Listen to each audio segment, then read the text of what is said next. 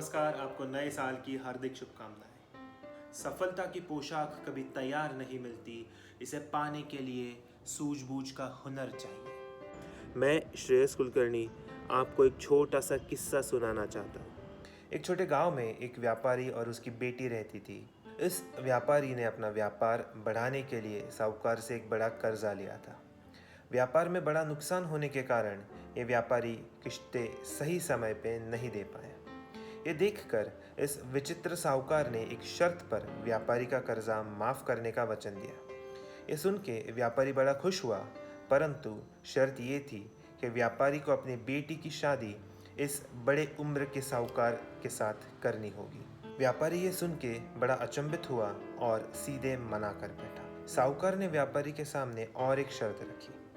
ये शर्त ऐसी थी कि साहूकार ज़मीन पे पड़े हुए अनेक काले और सफ़ेद पत्थरों में से एक काला और एक सफ़ेद पत्थर उठाएगा और अपने थैली में रखेगा। थैली से ये पत्थर निकालना होगा और जो पत्थर आएगा वो इस व्यापारी की किस्मत होगी। अगर काला पत्थर आया तो व्यापारी का कर्जा माफ़ होगा, परंतु उसको अपनी बेटी का हाथ साहूकार के हाथ में देना पड़ेगा। यदि सफ़ेद पत्थर आया तो कर्जा भी माफ़ होगा और बेटी का हाथ साहूकार के हाथ में भी नहीं देना पड़ेगा। अब साहूकार ने 2 पत्थर उठाए और थैली में डाल दिए।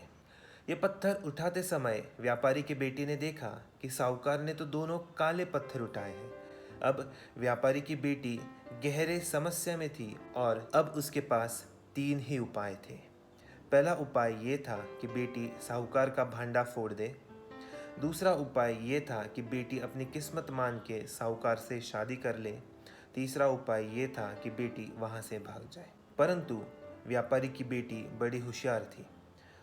उसने थैली में से एक पत्थर उठाया, बिना देखे उसे ज़मीन पे गिरा दिया। अब सारे लोग सोच में पड़ गए कि लड़की ने कौन सा पत्थर ज़मीन पे गिराया, क्योंकि वहाँ पे ऐसे बहुत सारे काले और सफ़ेद पत्थर थे। तो लड़की बोली कि थैली में जो पत्थर होगा उसके विरुद्ध रंग का पत्थर मैंने ज़मीन पे गिराया होगा। तो जब थैली में देखा गया तो थैली में काले रंग का पत्थर था।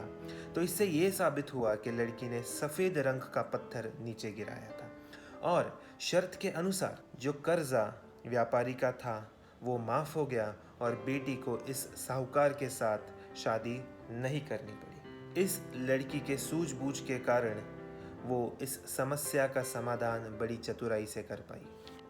इससे ये साबित होता है कि हमें ज़िंदगी में बहुत सारे चैलेंजेस फेस करने पड़ेंगे और इन चैलेंजेस को फेस करते समय हमारे पास वक्त बहुत कम होगा, लोगों की नज़रें हम पे होगी। तो इस समय हमें बेस्ट डिसीजन लेने के लिए out of the box think करना बहुत ज़रूरी है। अगर हम ये करेंगे तो हम हमारे मंजिल को आसानी से पा सकते हैं। तो इस साल हमारी यही कोशिश रहेगी कि हम हर एक चुनौती, हर एक चैलेंज, हर एक समस्या का समाधान out of the box think करके करें। Thank you very much. Once again a very happy new year.